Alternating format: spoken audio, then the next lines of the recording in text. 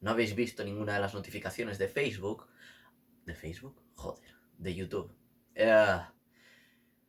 Darle muy fuerte a este like, a este like. Madre de Dios. Vamos a empezar esto con tomas falsas. Venga.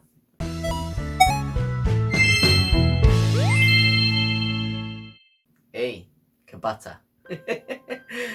Nada, este vídeo simplemente es para informaros que a partir del día 29 empiezan las clases gratis de japonés.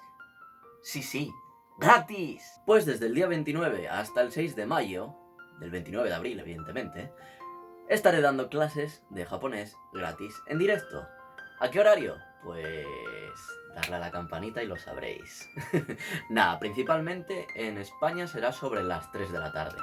En Japón pues serán sobre las 10, 11 de la noche más o menos, y en el resto de países pues no lo sé. Cogéis y buscáis en vuestro ordenador a qué hora es eso y ya está. O le dais a la campanita y estaréis atentos. Bueno, en realidad viene a ser a la misma hora a la que suelo hacer los directos, así que seguro que lo sabéis. Y es que en un alarde de generosidad, por si todavía no os habéis enterado, porque no habéis leído Twitter, no habéis leído Facebook, no habéis leído las notificaciones de comunidad de YouTube, no habéis visto ninguno de los directos.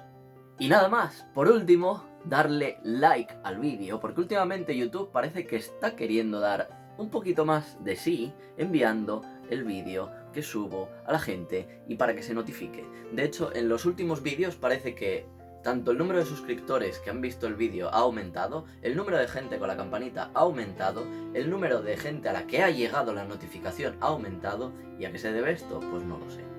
Pero bueno, darle ahí fuertemente al like para que vea que realmente este vídeo está llegando a la gente, que no es coger, lo ven y ala, y lo quitan. No, si estás viendo esto, dale a like, que me vas a ayudar un... Y nada más, y nos vemos en el próximo vídeo, que ya va a ser pues el del directo probablemente. Así que venga, chao.